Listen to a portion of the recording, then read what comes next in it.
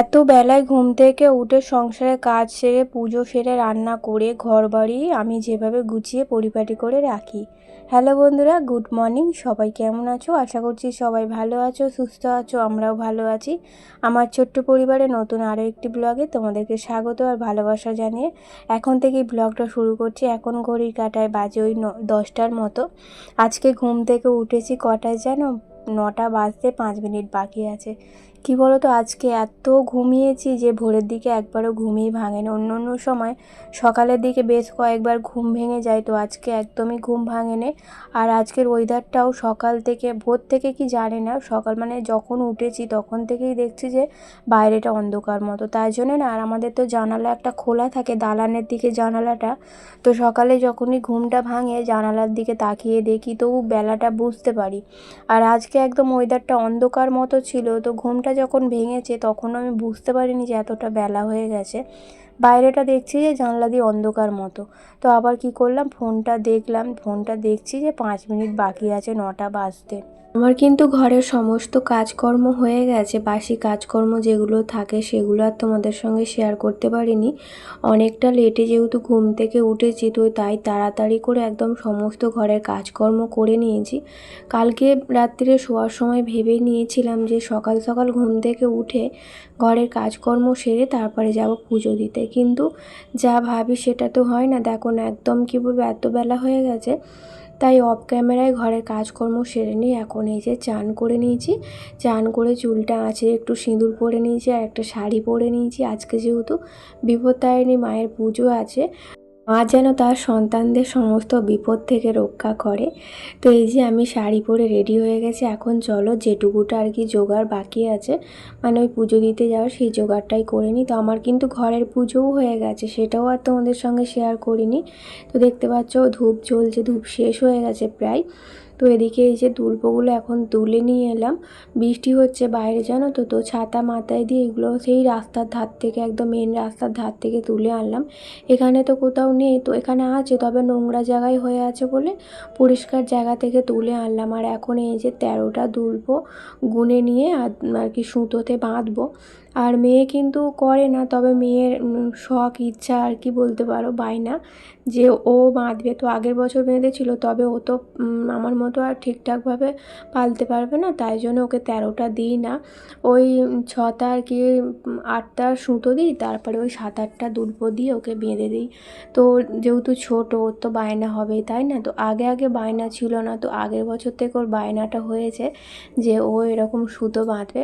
তো যাই হোক, আমার তো সব রেডি, আমি তো রেডি হয়ে গেছি, খালি এই ঠাকুরের জোগাড়টা করে নিলে হয়ে যাবে। এসে তারপরে আবার রান্নাবান্না করতে হবে, ঘরের কাজটা কোনো রকমে মিটিয়ে নিয়ে। যার ঘর দালানের অবস্থা না খুবই খারাপ হয়ে আছে, যেটা আমাকে করতে হবে। এই পুজো দিয়ে আসার পর আমি সমস্ত ঘরের কাজগুলো করব। চারিদিকে জামা কাপড় ছড়িয়ে ছিটিয়ে আছে, বৃষ্টির কারণে না একদম কিছু শুকনো হচ্ছে না।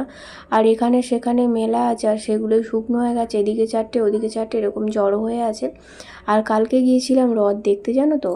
যাবো নাই ভেবেছিলাম, তো মেয়ে এত পরিমাণে বায়না করছিল যে মেয়েকে নিয়ে গিয়েছিলাম, কিন্তু ঠাকুরটা দেখতে পাইনি। তো ঠাকুরটা আমরা যখন গেছি তখন ঠাকুরকে মাসির বাড়ি রেখে দিয়ে গেছে আর কি, চলে গেছে। আর ওই ঠাকুরকে প্রসাদ দিচ্ছিলো, তো পর্দা আড়াল করে দিয়েছিল, তাই জন্য দেখতে পাইনি। ওই সলপে গিয়ে একটু ফুচকা খেয়ে আর মোমো নিয়ে চলে এসেছি।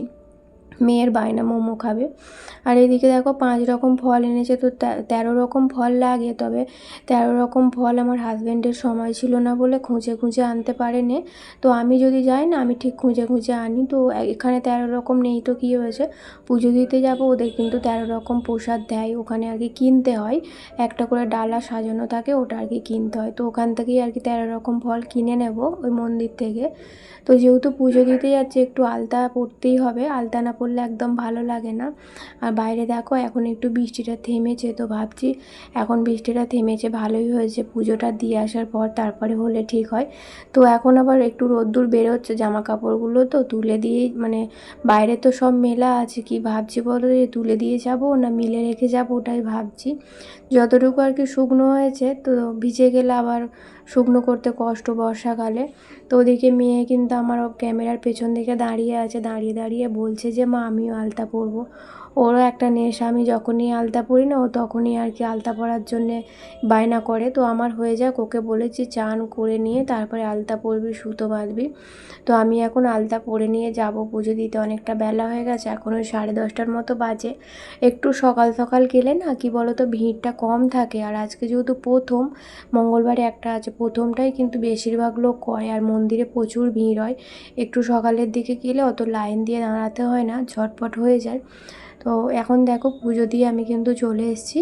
আর এদিকে এই যে ভিজে নাইটি যেগুলো ছিল, জামা কাপড় যেগুলো ছিল সেগুলো মিলে দিলাম। আর দেখো তোমাদের বললাম না আমার ঘরটা একদম অগোছালো হয়ে গেছে।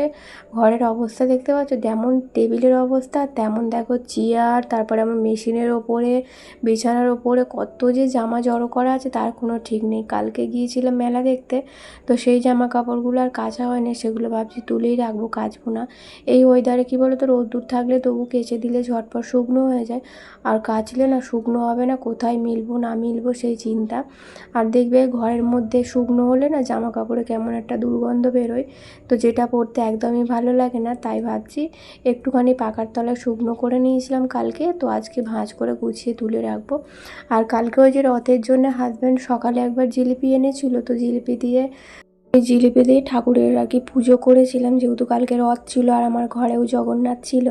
তো কালকের পুজোটা জিলিপি দিয়েই করেছি। তো আজকেও আবার এনে দিয়েছে, মেয়ে বায়না করছিল বলে, আগের কিন্তু আছে তো আবার এনে দিল। আর এই যে দেখো কালকে তোমাদের বলছিলাম মুড়ির টিনটা পরিষ্কার করার কথা, তো পরিষ্কার করা হয়ে গেছে।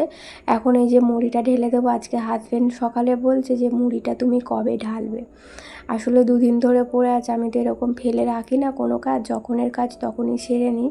শুধুমাত্র টাইমের অভাবে পড়েছিল, তো আগে এটা আর কি পরিষ্কার করে নিলাম, নিয়ে আর মুড়ির টিনটা যেমন জায়গায় থাকে সেখানে রেখে দিয়ে তারপরে এই যে মুড়ির টিনে কয়েকটা বিস্কুট ছিল, তো যখন আর কি প্যাকেটটা কেটেছিলাম না তখন পুরো বিস্কুটটা কৌটোর মধ্যে ধরেনি, তাই জন্য আবার কি করেছিলাম মুড়ির টিনের মধ্যে রেখে দিয়েছিলাম যাতে বিস্কুটটা আর কি নরম না হয়ে যায়। তো এখন কৌটোটা খালি হয়েছে, তো বিস্কুটগুলো ঢেলে দিলাম, দিয়ে তারপরে হচ্ছে চানাচুর এনেছে, যে চানাচুরটা আজকে সকালবেলা মুড়ি খেয়েছে, প্যাকেটটা কাটা হয়ে গেছে তো ঢালতে হবেই।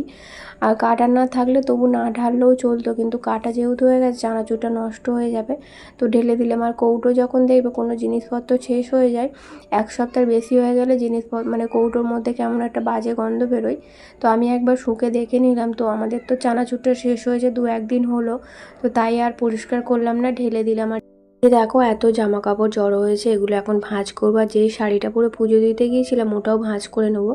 আর এই যে জামাটা দেখতে পাচ্ছ এটা কিন্তু নতুন জামা, আজকে না কালকে মেয়ে প্রথম পরলো। ওই যে ননদদের জন্য যে মার্কেটিং করতে গিয়েছিলাম ওদের ঘাট কাজের জন্যে, তো ওই দিনকেই আর কি মেয়ের জন্য 3টে জামা কিনে এনেছে। আসলে পুজোর সময় যে জামাগুলো কিনেছিলাম সব জামা বেশিরভাগ ছোট হয়ে গেছে, তো এরকমই হয় জানো তো, পুজোর জামা না বেশি দিন পরতে পারে না, একটা বছর তো দূরের কথা, 3-4 মাস পরলেই ছোট হয়ে যায়। তো একটা জামা বেশ ভালো থাকে, অনেক দিন করে পরতে পারে, আবার একটা জামা যেমন আগের বছরে 2টো জামা একবারেই ছোট হয়ে গেছে, 2 মাস না 3 মাস পরেছিল, 2 মাস 3 মাস বলতে 2বার না 1বার পরেছিল, তারপরে আর পরতে পারিনি, ছোট হয়ে গেছে। তো ওগুলো আর পরা যাবে না বলে আবার এই যে এখন তো পুজো আসতে অনেক দেরি আছে, তাই জন্য মেয়ের জন্য 3টে জামা কিনে এনে দিয়েছি, তবু এখানে ওখানে আর কি পরে যেতে পারবে। এমনিও আমার জামা ওর গায়ে এখন হয়ে যায়, তো আমার যে লং গাউনগুলো আছে ওগুলো কিন্তু আমার মেয়ে এখন পরছে, আমার যে জামাগুলো, তো আর অসুবিধা হয় না জানো তো, একটা জামা কিনলে দুজনে মিলে পরতে পারি, এই একটা মানে কি বলবো সুবিধা হয়ে গেছে। তবে মেয়ের জামা আমার গায়ে হয় না, এই যে ছোটো জামাটা কিনে নিয়েছি এটা তো আর আমার গায়ে হবে না। তো আমার যে আগের গাউনগুলো ছিল তো খুব লং নয় জানো তো, মানে পুরো পা পর্যন্ত নয়, পা মানে হাঁটু থেকে একটু নিচ পর্যন্ত, তো ওই জামাগুলো না মেয়ের একদম পা পর্যন্ত হয়ে যায়, গ্রাউন্ড হয়ে যায়, তো ওইগুলো আর কি আমার মেয়ে পরে। তো এরপর থেকে যা জামা কেনা হবে, তবে একটা কিনলে দুজনে মিলে পরতে পারবো, মেয়ে যখন আরেকটু বড় হয়ে যাবে।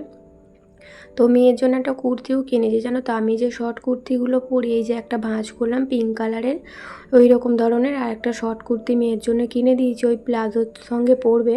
প্লাজোতে এমনি 2টো নতুন আছে, ওর সঙ্গে আর কি পরার জন্য একটা কুর্তি কিনে দিয়েছি। আমার মেয়ে না এইসব জামা বেশি পরতে ভালোবাসে। এই যে সমস্ত জামাগুলো গোছানো হয়ে গেল তোমাদের সঙ্গে গল্প করতে করতে, তারপরে এই যে সব আলমারির মধ্যে ঢুকিয়ে দিচ্ছে। আর এই যে দেখো যেই জায়গাটা আমার শাড়ি থাকে দেখেছো তো কত প্যাকেট জড়ো হয়েছে। আসলে ওইগুলো সব ননদদের, জানো তো, সোমবারে যাবো ওই দিনকে নিয়ে যাব। তো আলমারি গুছিয়ে কি করবো বলো, তাই প্যাকেট সমেত আর কি আলমারির মধ্যে ঢুকিয়ে দিয়েছি। বিছানার মধ্যে পড়ে থাকলে অসুবিধা হচ্ছিল, নিচে থাকলে অসুবিধা হচ্ছিলো, যেহেতু ছোট ঘর। তো ঘরের মধ্যে এদিক সেদিক জিনিসপত্র ছড়িয়ে ছিটিয়ে থাকলে না খুবই অসুবিধা হয়, তাই আলমারির মধ্যে ঢুকিয়ে দিয়েছি।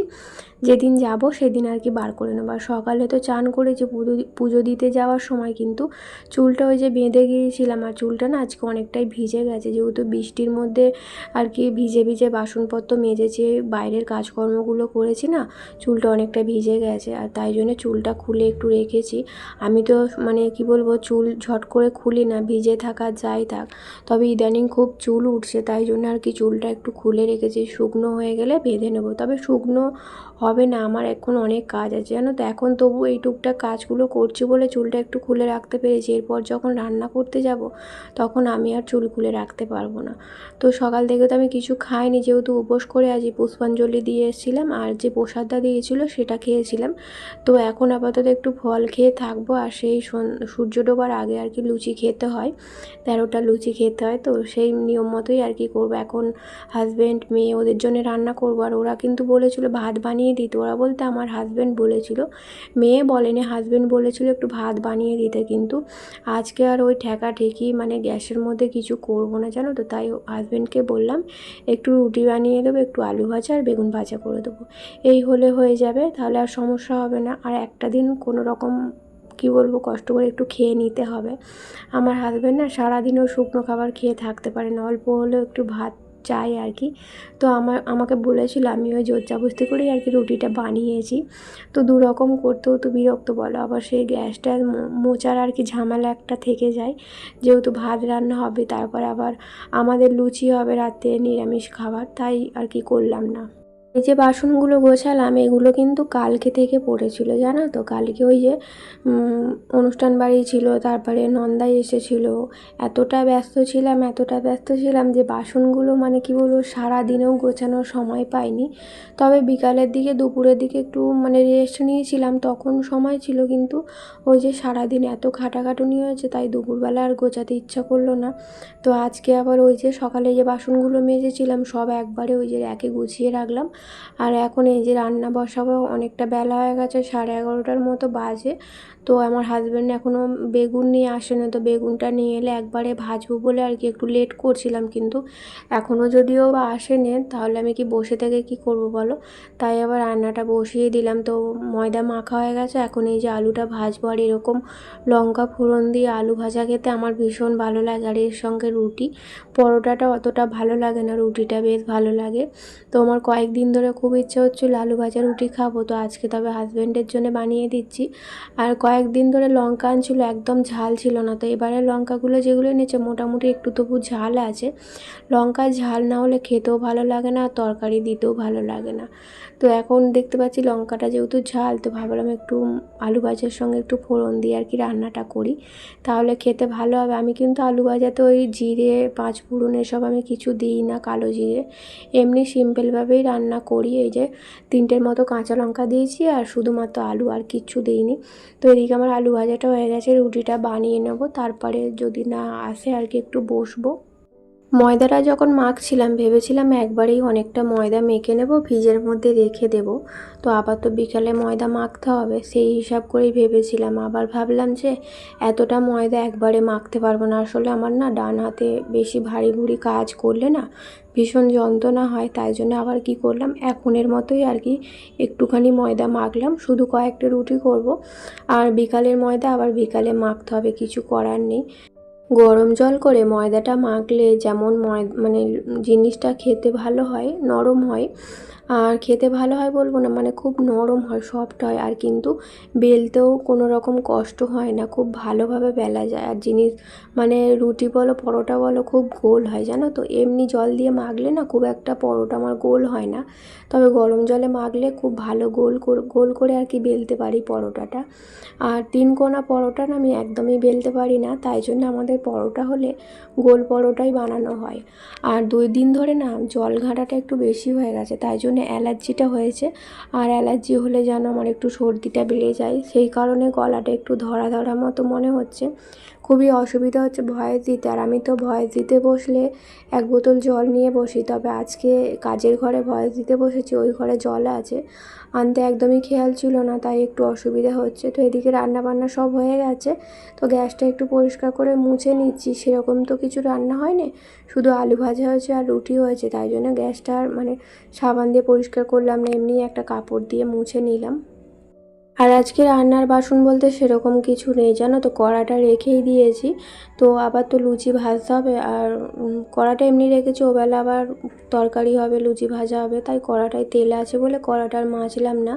আর এদিকে এই যে চুবড়িগুলো মানে এঁটো চুবড়ি ছিল বলে তো মাছ মাংসর মধ্যে চাপা দেওয়া ছিল, আর চুবড়িগুলো ধুতে ভুলেই গিয়েছিলাম, সকালে বাইরে বার করে দিয়েছিলাম কিন্তু ধোয়া হয়নি। তো এখন এই যে রান্না বান্না করে এই কয়েকটা বাসন ছিল, এগুলো মেজে আর উপর করে দেবো। এখন আর কোনো রকম কাজকর্ম নেই, তবে হাজব্যান্ড বেগুন নিয়ে এলে তারপরে আবার বেগুনটা কেটে ভাজবো, তাই জন্য আরও কড়াটা মাজছিলাম না জানো তো। কড়ার মধ্যে তেল তো আছেই, আর এখনও রান্না বাকি আছে, অর্ধেকটা হয়েছে অর্ধেকটা বাকি আছে, তাই আর কড়াটা মাজলাম না, রেখে দিলাম। একবারে আর কি সন্ধ্যাবেলা রান্নাবান্না করে তারপরে মাজবো, এরকম আমি রাখি না জানো তো, এঁটো বাসন রেখে দিই না, মেজেই নিই। তো রান্নাটা বাকি আছে বলে তাই জন্য রেখে দিলাম। সকালের দিকটা তো বৃষ্টি হচ্ছিলো, তবে ওই যে পুজো দিতে যাওয়ার সময় বৃষ্টিটা থেমে গেছে, তারপর থেকে কিন্তু আর বৃষ্টিই হচ্ছে না, একদম আকাশ পরিষ্কার হয়ে গেছে, আর রোদ্দুরও বেরিয়েছে একটু একটু। আর এখন এই যে ছাতাটা সকালবেলা ভিজে গেছিলো, তো ছাতাটা একটু শুকনো করতে দিয়েছিলাম, শুকনো হয়ে গেছে। তো চলো আজকে ব্লগটা তোমাদের কেমন লাগলো জানিও, ভালো লাগলে লাইক কমেন্ট করো, আর বেশি ভালো লাগলে চ্যানেলটি সাবস্ক্রাইব করে পাশে থেকো। দেখা হবে নতুন ব্লগে, ততক্ষণ সবাই ভালো থেকো।